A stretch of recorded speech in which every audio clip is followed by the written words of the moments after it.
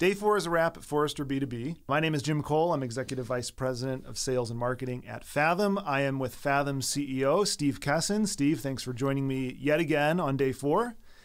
I would like to recap, revisit, reconsider some of what we heard in today's final day of the Forrester B2B Summit. So let's start with you.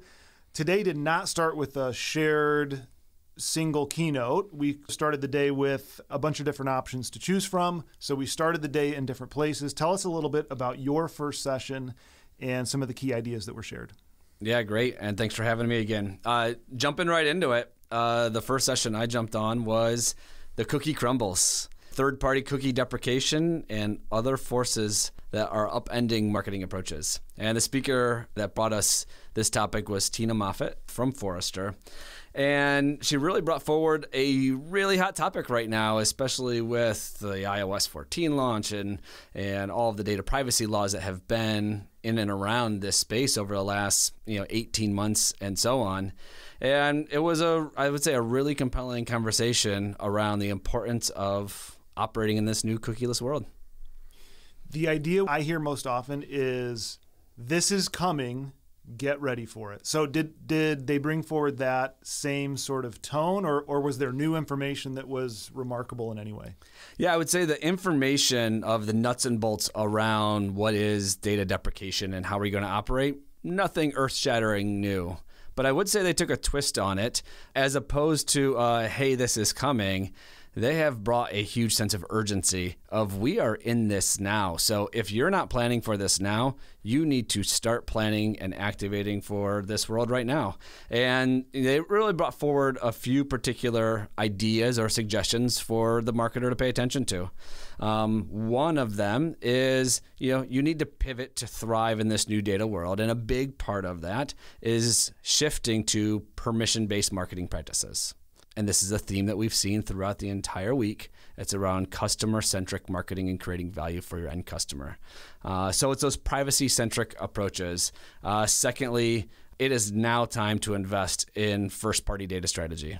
You can no longer wait to invest in it. If you want to be able to play the game, you need to start doing it now, because you need to build your information set today to be able to activate on it tomorrow. And then the third element they brought was this idea of testing within these walled gardens. So they talk about LinkedIn and Facebook, where there is lots of information that you have available to you, but it's disconnected and disjointed from your own customer data. Once again, nothing earth-shatteringly new conceptually, but I would say a greater sense of urgency than I've heard most people speak about it. Did they have a perspective on who from within the organization should lead against this trend? Who owns solving the problem of living in the cookieless world? This was definitely directed at the marketing leader. So, you could say, hey, this is a very IT-driven initiative. And, some marketers aren't very comfortable in this topic, but this was a clear charge to the marketing leader. I think one of the biggest mistakes we could make is all sit in the room as a marketing organization and look at each other, sort of look around the room, hoping somebody steps forward to take the lead on it. And I think too often maybe there are marketing leaders who are expecting channel experts to take the lead on it and solve the problem and come up with some sort of solution. Right. And probably in the very same room, channel marketers who are looking to the marketing leader to bring some solution. And so we can't be waiting around for one another. We all need to take some ownership and move forward. While you were listening to that, I was taking in a session by Ross Graber and Carrie Cunningham. They presented this session called Marketing Sourcing Has Become a Path to Irrelevance, and It's Time to Move On. I thought this session was very interesting.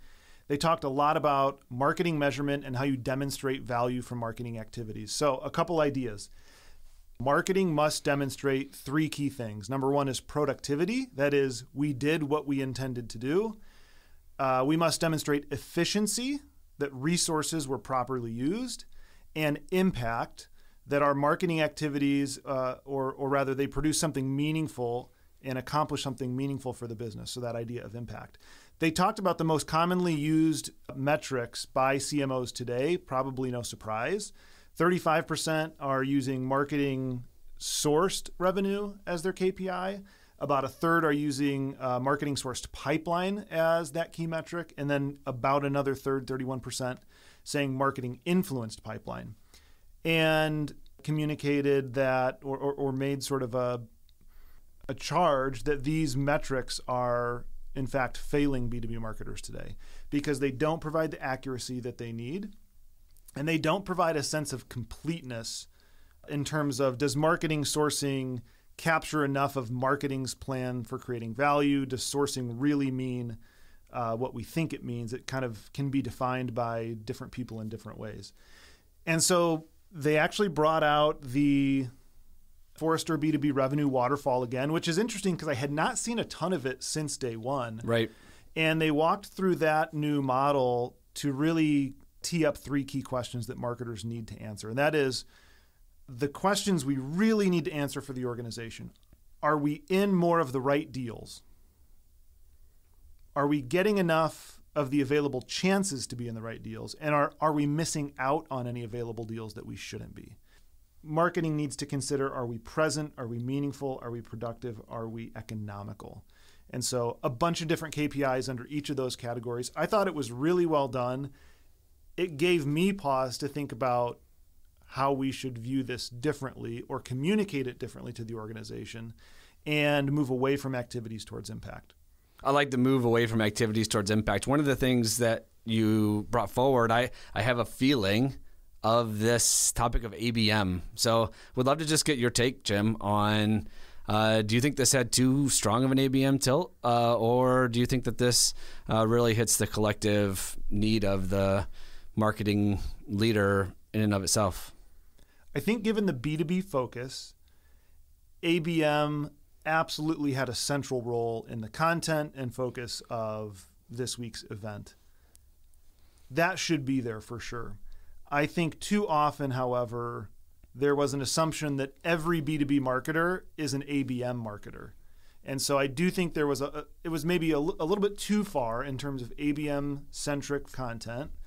It's helpful, it's applicable to a lot of different businesses, but there are a lot of B2B marketers out there and organizations that are serving and selling into business buyers that don't look at the world that way. And because of their business model, shouldn't. And we serve a lot of those clients here at Fathom.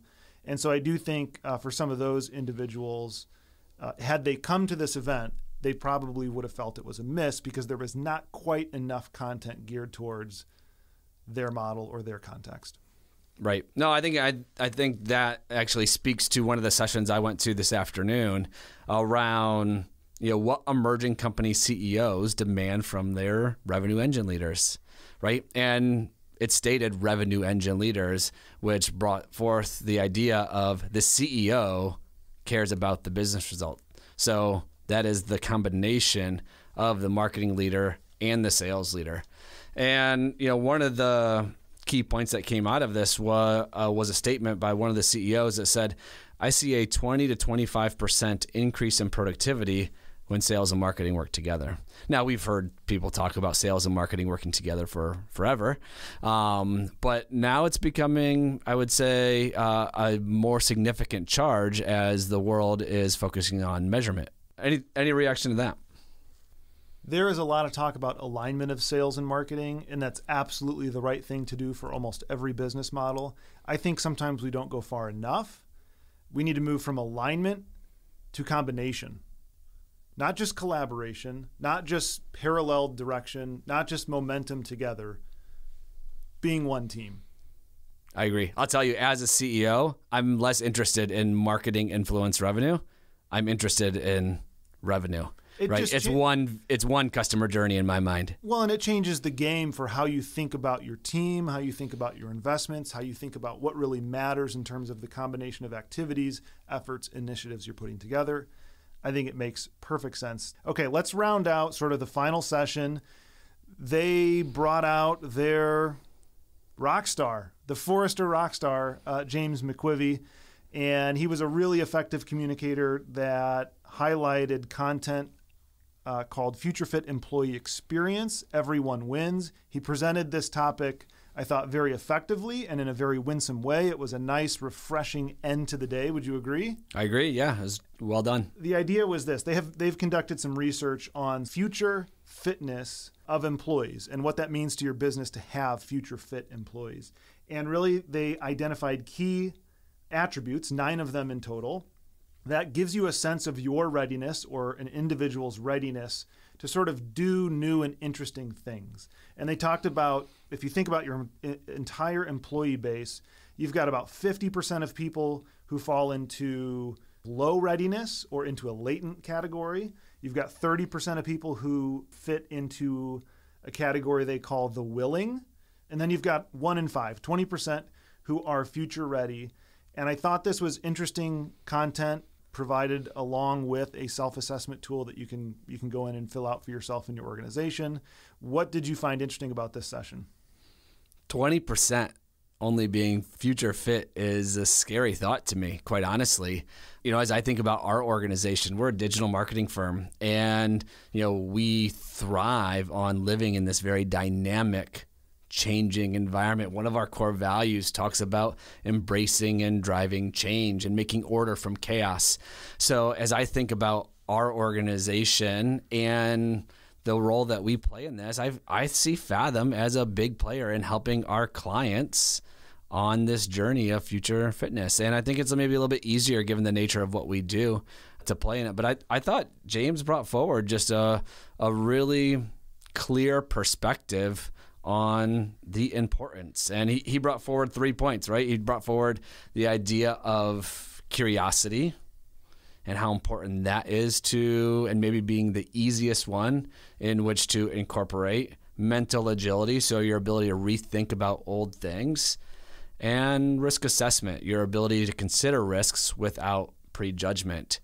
So yeah, as I think about this session, it just, the 20% number is what strikes me most of, man, there's got to be, I'm hopeful that there is a greater amount of folks that are really ready to drive and embrace change. And to be fair, I think he did a really nice job of being clear. This future fitness is not a statement of value or of importance to the organization. Right. It's not a measure of skill set or even aptitude, but rather it is the spectrum within us all to be ready for new things, and how do we train ourselves to push past the comfortable. There really is an onus for organizations and people leaders, I think, that was implicit here in the content, which is, how are you as a leader going to see your people and help them become more future fit, whether it's at your organization and beyond. That's for the good of the people on your team. It's really with their best interests in mind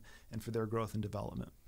Okay, if you give me a little bit of leeway here, if I had to sort of sum up your personal brand in a quick bite, you are a fist pump.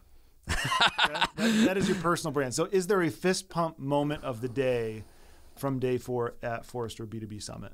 First of all, I love that you just capture my personal brand through the fist pump, which I do often. I honestly think it was the keynote at the end. James brought forward something I hadn't considered. And one of the things you really look for when you go to an event like this is some fresh perspective, some new ideas that really get you thinking about what are you going to do different about it. And so my fist pump moment is this charge that I feel to focus on making sure we're future fit. I think we have way better than 20%. Maybe we should take the test and find out. But I think this is a really important topic, especially in the environment we're living in. Thanks, Steve. This was a pleasure.